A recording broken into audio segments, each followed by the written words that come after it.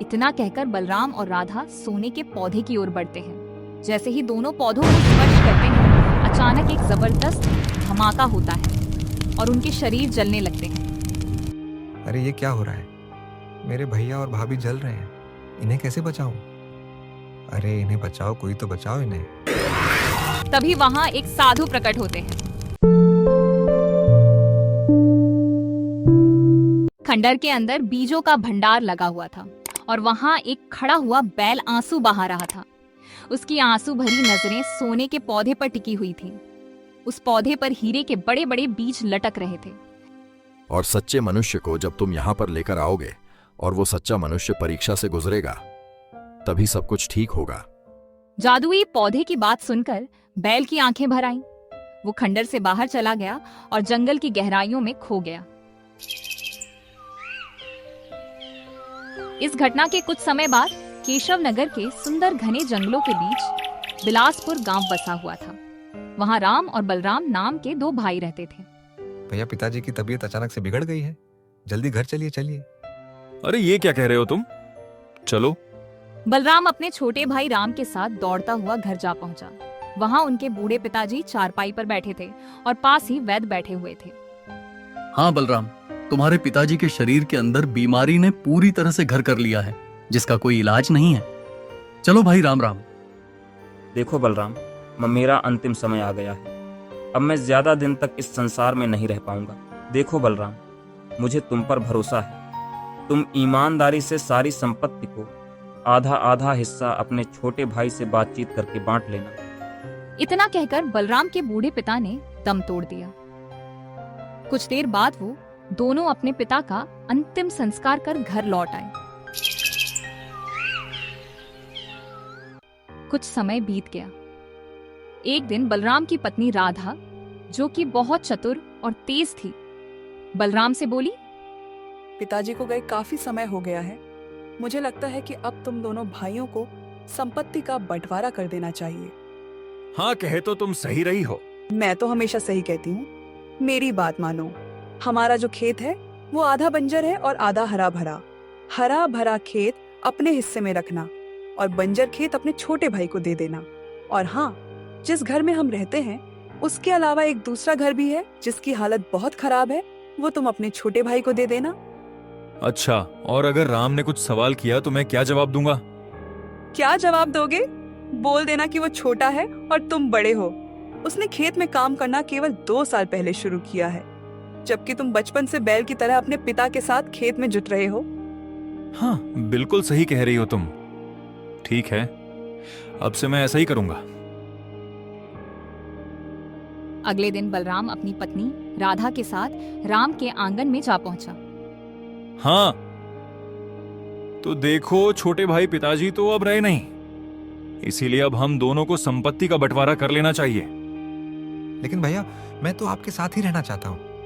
अरे अरे छोटे, ये सब बातें कुछ समय के लिए अच्छी लगती हैं। देखो, हमें अभी से अपने भविष्य के बारे में सोचना चाहिए, है ना? हाँ ठीक है भैया, जैसी आपकी मर्जी बताइए।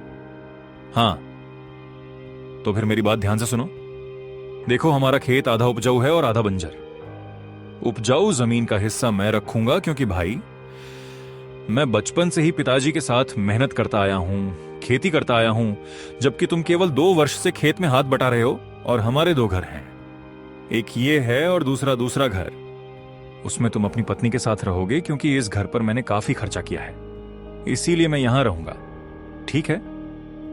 यह सुनकर राम चौंक गया। तभी उसकी पत्नी गौरी गुस्से से बोली, ये तो सरासर अन्याय है। आप बेकार के हिस्से अपने छोटे भाई को दे रहे हैं और अच्छे हिस्से अपने पास रख रहे हैं। अब देखो, वो सब मुझे नहीं पता भैया, लेकिन बंटवारा तो ऐसे ही होगा। जिस दूसरे घर की आप बात कर रहे हैं वो घर नहीं बल्कि एक झोपड़ी है। तो मैं क्या कर सकता हूं? तुम दोनों के हिस्से में वही आ रहा है तो वही ना दूंगा। ये क्या बात कर रहे हैं भैया? आप गलत बंटवारा कर रहे हैं। मैं इस बंटवारे को नहीं मानता। बंटवारा होना चाहिए तो पूरा न्याय से होना चाहिए। खराब चीज हमारे हिस्से, अच्छी चीज आपके हिस्से, ये बंटवारा होता है क्या? ये तो मनमानी है। मनमानी है तो फिर ठीक है, अगर तुम इस मामले को पंचायत में ले जाना चाहते हो तो तुम्हारी मर्जी। इस गांव का मुखिया मेरा दोस्त है, वह भी मेरी ही बात मानेगा। समझ गए? अभी जो मिल रहा है रख लो, बाद में कहो। यह भी ना मिले, बेहतर यही होगा कि पंचायत तुम्हें जलील करे और कुछ ना दे। उससे अच्छा है कि यह मामला घर की 4 दीवारी में सुलझा लो। हाँ, हम ठीक है भैया। हाँ तो फिर ठीक है भाई, हो गया फैसला। तुम अभी और इसी वक्त यह घर छोड़कर चले जाओ। राम आंखों में आंसू लिए अपना सामान उठाकर दूसरे घर में चला गया। गौरी ने बिल्कुल सही कहा था। वो घर नहीं बल्कि केवल एक झोपड़ी थी। तुम्हारे बड़े भाई ने हमारे साथ इतना बड़ा धोखा किया। वो पूरी तरह से बेईमानी पर उतर आए और तुमने कोई आवाज भी नहीं उठाई। मैं चाहता तो पंचायत में मामला ले जा सकता था, परंतु बदनामी तो हमारे घर की होती ना गौरी। ये सब तो ठीक है, लेकिन अब आप क्या करेंगे? क्या कभी बंजर जमीन पर अनाज उगता है? मुझे भगवान पर पूरा भरोसा है। भगवान ने मुझे 2 परिश्रमी हाथ दिए हैं। देखना तू गौरी, मैं बंजर जमीन का सीना चीरकर उसमें बीज बो दूंगा, और अगर भगवान की कृपा रही तो उसी में अनाज उगाकर गांव वालों को दिखाऊंगा। तू देखना। अगले दिन राम अपने बंजर खेत पर पहुंचा और कुदाल चलाने लगा। तभी गांव का एक व्यक्ति वहां आया और राम से बोला, अरे राम भैया, ये क्या? अरे भैया, ये तो जमीन बंजर है, इसमें मेहनत करके अपना समय क्यों बर्बाद कर रहे हो भाई? राम कुछ नहीं बोला और जमीन पर कुदाल चलाता रहा। वो व्यक्ति वहां से चला गया, लेकिन राम ने अपनी मेहनत करना जारी रखा। राम कई दिनों तक अपने खेत में मेहनत करता रहा, लेकिन कुछ भी उगता नजर नहीं आया। थक हारकर एक दिन वो घर पर उदास बैठा था। तभी उसकी पत्नी गौरी आई। मैंने आपसे पहले ही कहा था, बंजर जमीन पर कुदाल चलाने से कोई फायदा नहीं। ये सुनकर राम रोने लगा। गौरी, काश मेरे पास एक बैल होता तो मैं इसी बंजर जमीन पर अनाज उगाकर दिखा देता, लेकिन मैं करूं तो क्या करूं?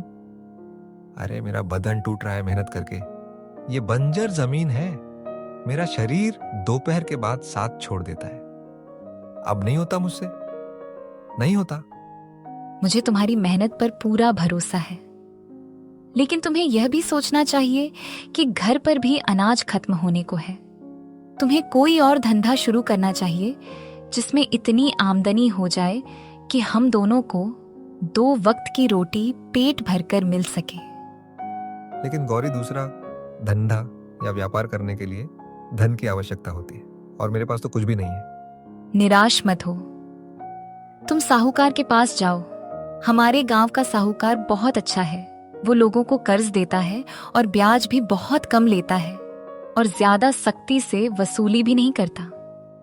ये सुनकर राम की आंखों में चमक आ गई। हाँ, शायद तुम सही कह रही हो, मैं जाता हूँ।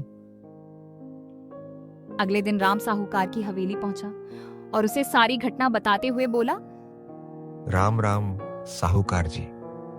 साहूकार जी, बस इतना कर्ज दे दीजिए कि मैं कोई छोटा मोटा व्यापार शुरू कर सकूं, और जैसे ही मुनाफा होगा सबसे पहले मैं आपका कर्जा ब्याज सहित लौटा दूंगा। बस थोड़ा सा दे दीजिए। साहूकार ने उसे 10 मुद्राएं दे दी।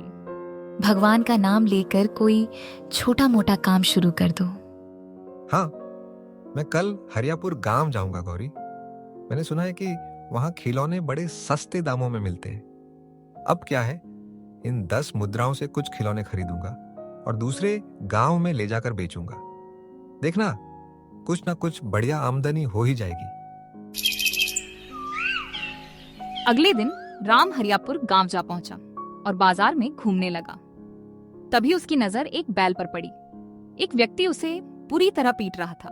बैल की आंखों से आंसू लगातार बह रहे थे। अरे ओ भैया, ए भैया, ए भैया, ए भैया, काहे काहे इतनी बेदर्दी से इस बैल को पीट रहे हो? क्या हो गया? अरे अरे क्यों पीट रहा हूं?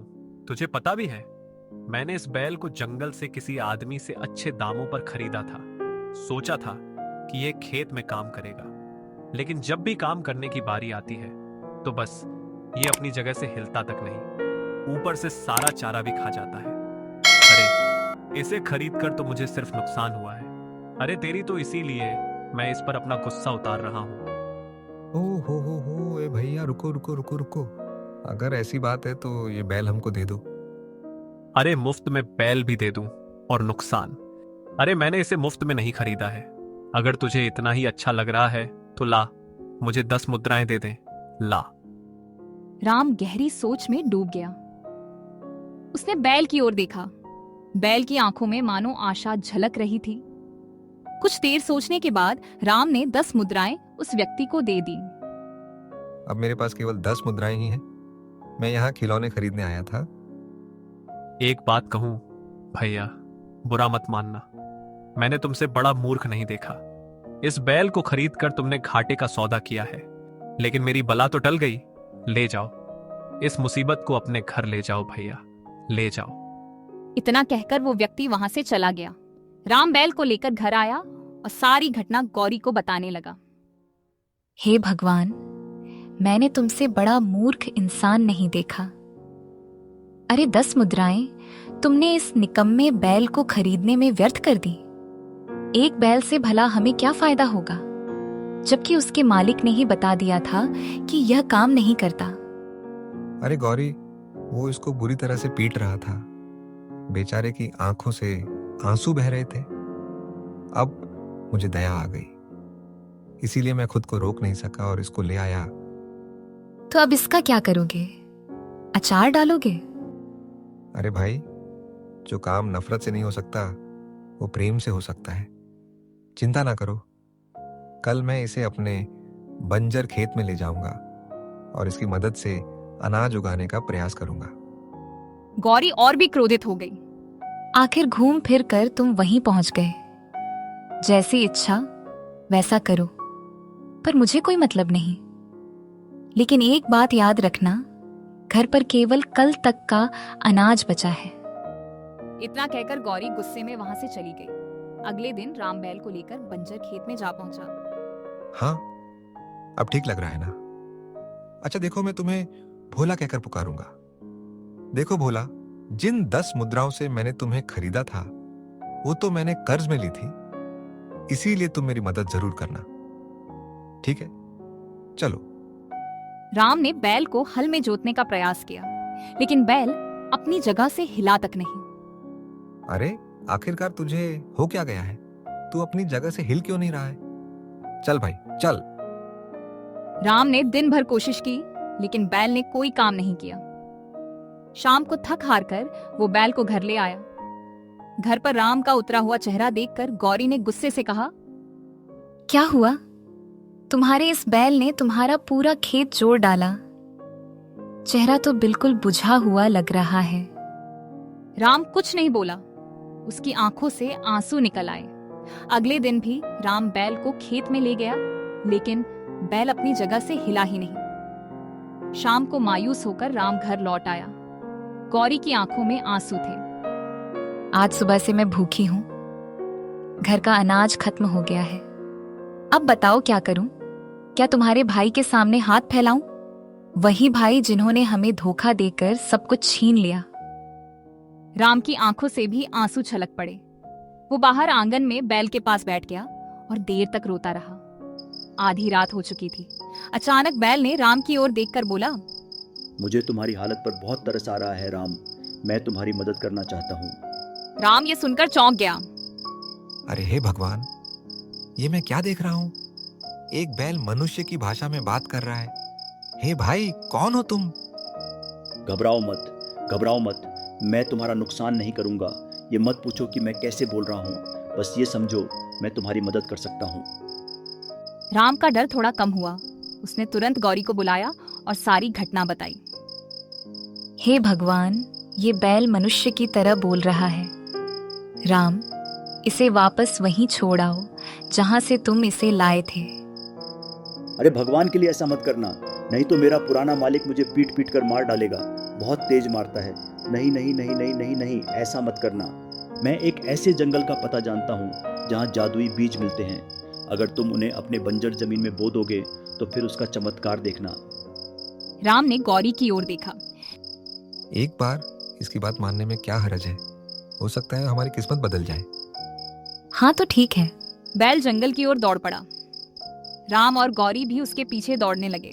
कुछ देर बाद बैल जंगल में बने एक खंडहर के सामने रुक गया। चलो मेरे साथ, तुम्हें जादुई बीज यहीं खंडहर के अंदर मिलेगा। तभी गौरी की नजर एक बड़े पौधे पर पड़ी जो शुद्ध सोने का बना हुआ था और उस पर खीरों से बने बीज उग रहे थे। बाप रे बाप, जमीन पर तो अनाज पौधे हरियाली उगते देखा, लेकिन बीजों को खुद ब खुद उगते हुए पहली बार देख रहा हूँ। गजब है गौरी।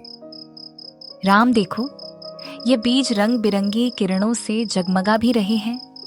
इनमें से कुछ बीज उठा लो और फिर उनका चमत्कार देखना। उठा लो। ये तो बड़ा ही विचित्र पौधा है।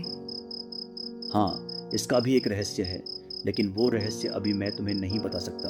सही समय आने पर सब बताऊंगा। राम ने कुछ बीज उठाए, फिर वो गौरी और बैल के साथ घर लौट आया। अब तुम आज रात ही इन बीजों को अपने बंजर जमीन पर बो दो। राम, गौरी और बैल खेत में पहुंचे। राम ने उन बीजों को अपनी जमीन में बो दिया। अब घर चलो, सुबह इसका चमत्कार देखना।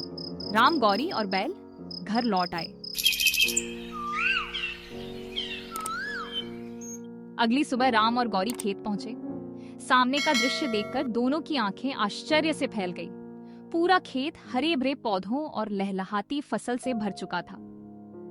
अरे गौरी, हमारा बंजर खेत तो हरा भरा हो गया।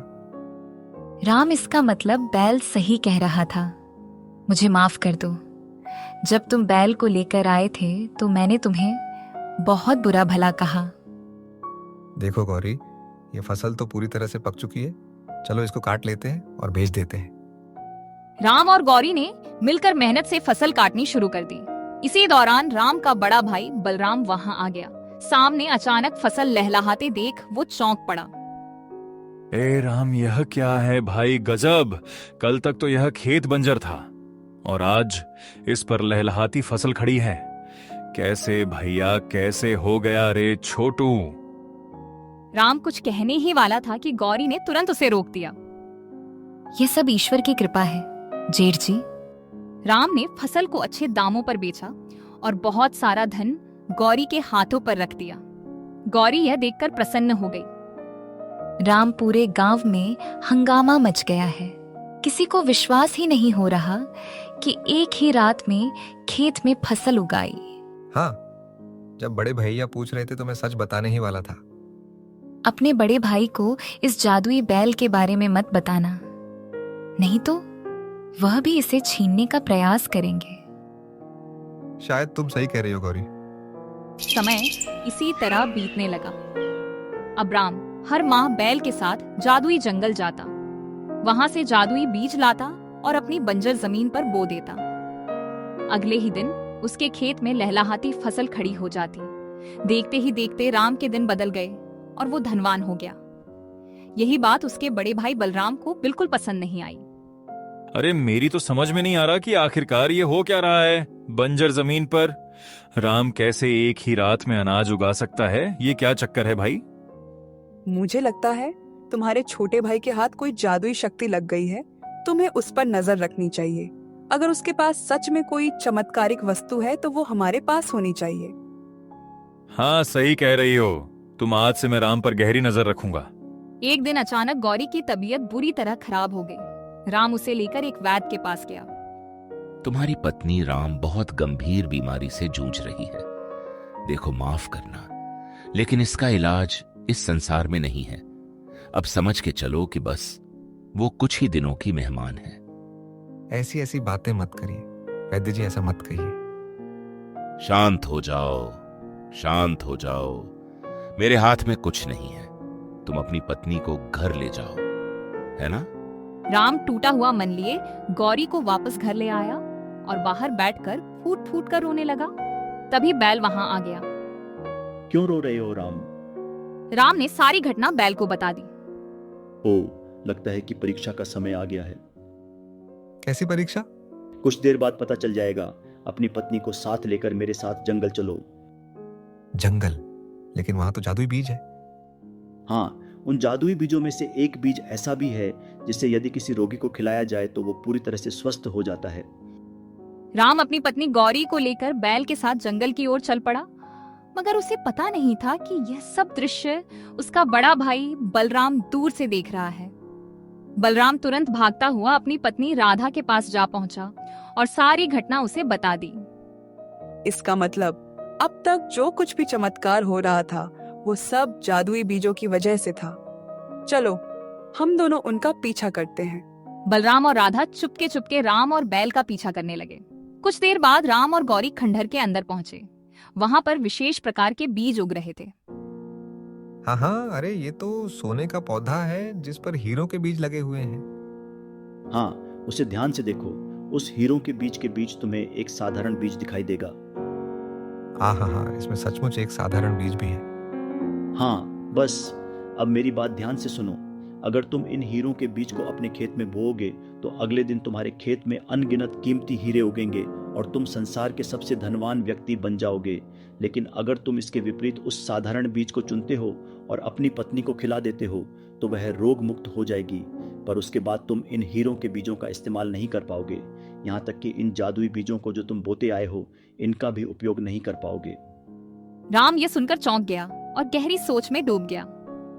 जब मेरी पत्नी ही नहीं रहेगी तो ढेर सारा धन, अनाज, वैभव, दौलत, ये सब मेरे किस काम का? मैं क्या करूंगा?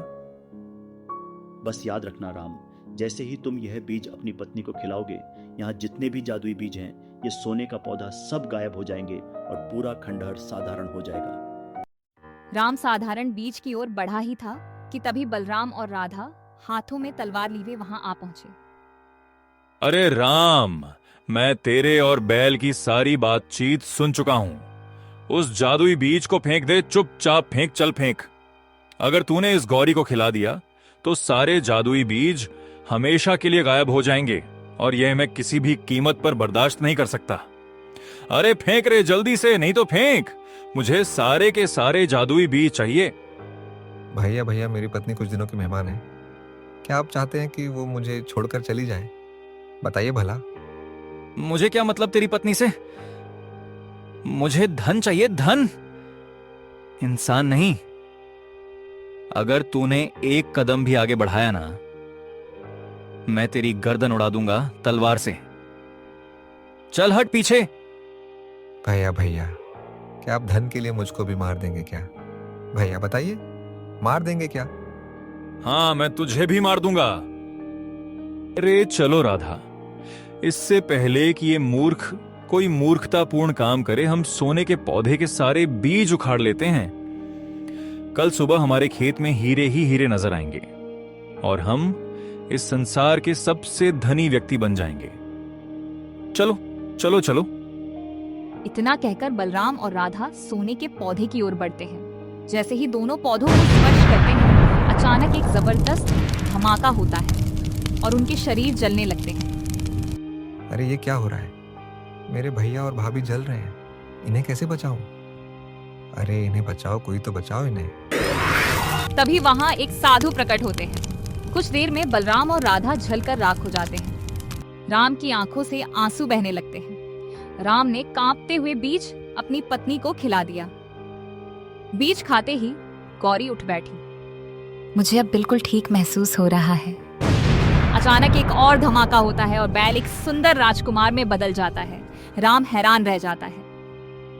कुछ समय पहले मैंने तपस्या करके बड़ी मुश्किल से इन जादुई बीजों को इस जंगल में उगाया था। मेरा उद्देश्य था कि इन बीजों के जरिए मानवता की भलाई की जा सके, सूखाग्रस्त इलाकों की मदद हो सके। लेकिन इसी रहस्य का पता राज्य के राजकुमार आदित्य को चल गया। वो एक लालची और घमंडी राजकुमार था। मैंने उसे चेतावनी दी थी कि इन बीजों को लालच से मत छूना, लेकिन वो नहीं माना। उसने सीधे सोने के पौधों को हाथ लगा दिया जिस पर हीरे के बीज लटक रहे थे और तुरंत वह एक बैल में परिवर्तित हो गया। उस दिन जादुई पौधे ने उसे श्राप दिया कि तुम बैल के रूप में रहोगे, लेकिन चाहकर भी बैल जैसा काम नहीं कर पाओगे। तुम्हारे मालिक तुम्हें बेचेंगे। जब कोई सच्चे मन वाला लालच रहित मनुष्य तुम्हें खरीदेगा और तुम्हारा रहस्य जानेगा, और फिर भी अगर वह धन की बजाय अपने परिवार को चुनेगा, तभी तुम श्राप से मुक्त हो पाओगे। हाँ, और राम, तुम्हारी वजह से आज मैं इस श्राप से मुक्त हो पाया हूं। तुम्हारे भाई और भाभी ने लालच से उस पौधे को छुआ, इसीलिए उन्हें उसकी सजा मिली। अब ये बीज तुम्हारे हैं राम, जितने चाहे उतने ले जाओ। हाँ साधु महाराज। साधु महाराज, मुझे इन जादुई बीजों की आवश्यकता नहीं है। मैं तो बस इतना चाहता हूं कि मेरी बंजर जमीन फिर से उपजाऊ हो जाए। मैं किसान हूं और अपनी मेहनत से फसल उगाना ही मेरे लिए सबसे बड़ा सुख है। साधु मुस्कुराते हैं और एक साधारण बीज राम को दे देते हैं।